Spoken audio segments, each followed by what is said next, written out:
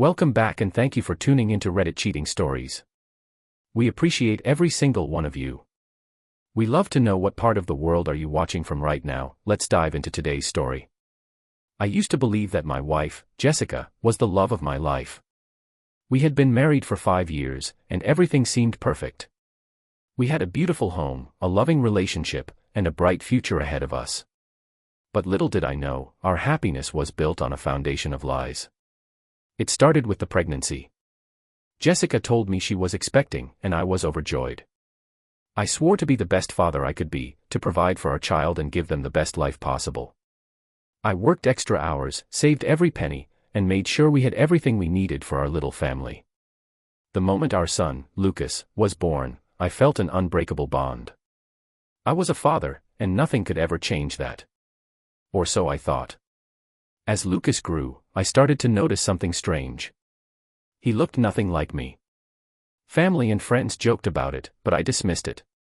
Love isn't about blood, right? But the seed of doubt had been planted, and it kept growing.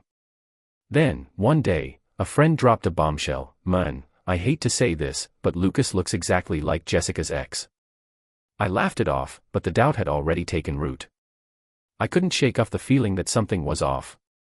I tried to push the thoughts aside, but they kept haunting me. Finally, I caved and got a DNA test. The results were like a punch to the gut, 0% match. Lucas wasn't my son. I felt like my world had been shattered. Everything I thought I knew about my family, my marriage, and myself was a lie. I didn't know what to do, where to turn, or who to trust. I confronted Jessica, hoping for some ridiculous mix-up, but her reaction was ice cold. Instead of guilt, she lashed out at me. She accused me of being insecure, of trying to ruin our family. Then she packed her bags and took Lucas with her. I was left alone, trying to pick up the pieces of my shattered life. I didn't know what to do, but I knew I had to take action. I hired a lawyer and started gathering evidence of Jessica's deception.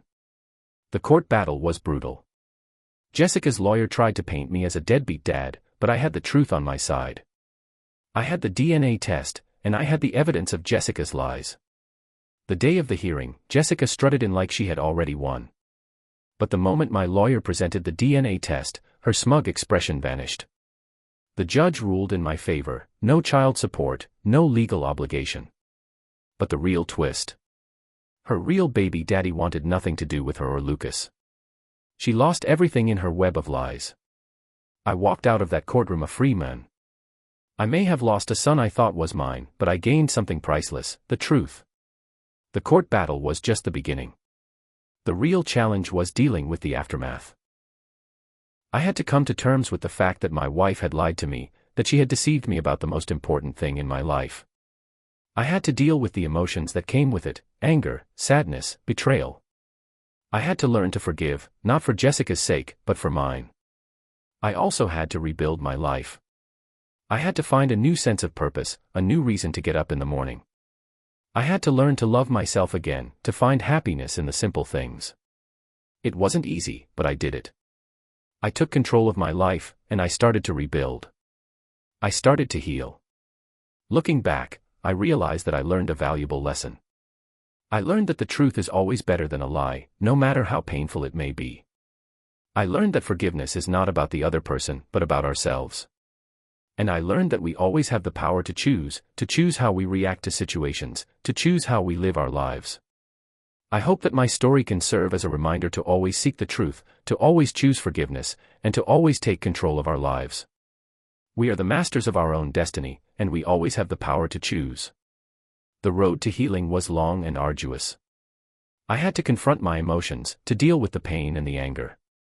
I had to learn to forgive, not just Jessica, but myself as well.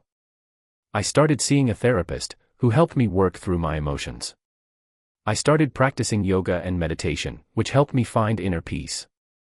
And I started writing, which helped me process my thoughts and emotions. Slowly but surely, I started to heal. I started to see the world in a different light. I started to appreciate the small things in life, like a beautiful sunset or a good cup of coffee. I also started to rebuild my life. I started taking classes, learning new skills and hobbies. I started volunteering, helping others and giving back to my community. And I started dating again, cautiously at first, but eventually with more confidence. It wasn't easy, and there were still days when the pain and anger felt overwhelming. But I knew that I had to keep moving forward, no matter how hard it was. One day, as I was walking through the park, I saw a woman sitting on a bench, reading a book. She looked up and smiled, and I felt a spark of attraction. I walked over to her and introduced myself. We started talking, and I discovered that we had a lot in common. We both loved books, music, and hiking. We both valued honesty, integrity, and kindness. As we talked, I felt a sense of connection that I hadn't felt in a long time. It was like I had found a missing piece of myself, a piece that I thought I had lost forever. We exchanged numbers, and I asked her out on a date. She said yes, and we started seeing each other regularly. It was a new beginning, a chance to start over and create a new life. I was excited to see where this new journey would take me, and I was grateful to have found someone to share it with. As I was moving on with my life, I couldn't help but wonder what had happened to Jessica. Had she found happiness with someone else? Had she learned from her mistakes and become a better person? I didn't have the answers to these questions, but I did know one thing: I was better off without her. I was free from her lies, her manipulation, and her toxicity.